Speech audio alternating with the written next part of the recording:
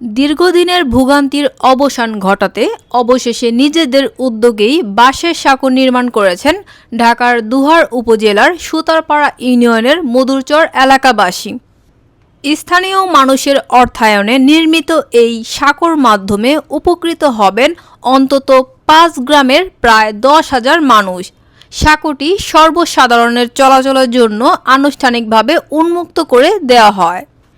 দীর্ঘদিন ধরে খাল পারাপারে চরম দুর্ভোগে পড়তে হচ্ছিল এলাকাবাসীকে, বিশেষ করে শিক্ষার্থী, রোগী, কৃষক, শ্রমজীবী ও কর্মজীবী মানুষ প্রতিদিন জীবনের ঝুঁকি নিয়ে চলাচল করতেন।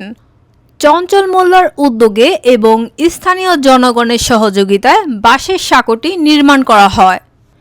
এ সময় চঞ্চল মোল্লা বলেন, দীর্ঘদিন ধরে মানুষ এই খাল পারাপারে সীমাহীন কষ্ট ভোগ করছিল। মানুষের কষ্ট দেখে স্থানীয়দের সহযোগিতায় দ্রুত একটি অস্থায়ী সমাধানের উদ্যোগ নেওয়া হয়েছে। এই সাঁকোর মাধ্যমে অন্তত সাধারণ মানুষের চলাচল কিছুটা সহজ হবে। এই চারটা বহুদিনের একটা আমাদের এই মধুচরের জনগণের দাবি। এটা যখন বর্ষা আসে এই রাস্তা সহ এই জায়গাটা পুরো তলিয়ে যায়। স্কুলে বাচ্চা কাচ্চাদের যাইতে অনেক কষ্ট হয়। অনেক মানুষ যাতায়াত করে এখান থেকে, দেখবেন আপনারা হাজার হাজার মানুষ যায় এখান দিয়ে, ঠিক আছে।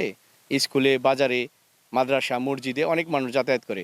আমাদের মধুচরের মানুষের যাতায়াতের কষ্টর কারণে মধুচরের মানুষের প্রাণের দাবি আমাদের কাছে করছে, একটা চার এখান দিয়ে দিতে বলছে। তাই আমরা কয়েকজনে মিলে এই চারটা দেওয়ার জন্য একটা পদক্ষেপ নিছি।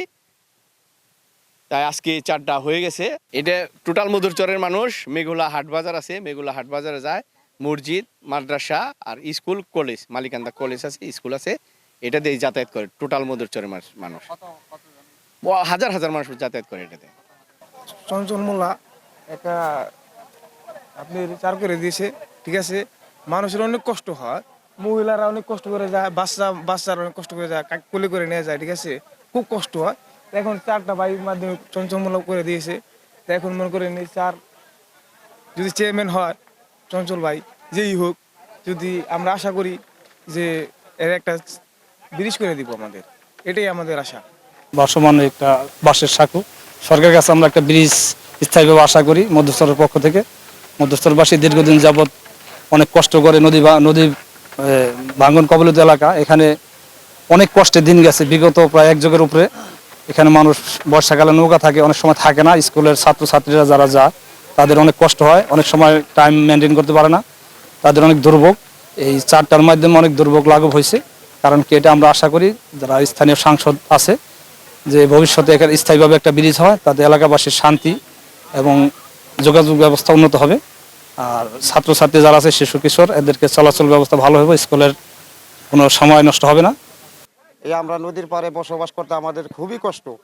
বর্ষাকালে নৌকাটা পার হইলে মানে নৌকা মাঝে মাঝে ডুবে যায়। এমপি মহোদয়ের কাছে, প্রধানমন্ত্রীর কাছে আবেদন আমাদের দূরত্ব, আমাদের এই জায়গায় একটা ব্রিজ দিলে আমরা চলাচল করার জন্য মানে একটু সুযোগ সুবিধা ভালো পাই। আপনাদের কাছে আমার এটুই দাবি, এই 10,000 ফুট বা 8,000 ফুট মানুষ বসবাস কষ্ট করতে আছে, আপনারা যদি এটা দিকটি আকর্ষণ করতে আছে, আপনার দূরত্বভাবে আমাদের এদিকে একটু লক্ষ্য রাখেন। স্থানীয় বাসিন্দা মহসিন মোল্লা বলেন, একটি পাকা সেতু নির্মাণ হলে শিক্ষা, স্বাস্থ্যসেবা, কৃষিপণ্য ও অর্থনীতিতেও ইতিবাচক প্রভাব পড়বে। এলাকাবাসী দ্রুত একটি পাকা সেতু নির্মাণে প্রধানমন্ত্রী তারেক রহমান ও ঢাকা ১ আসনের সংসদ সদস্য খন্দকার আবু আশফাকের সুদৃষ্টি কামনা করেন।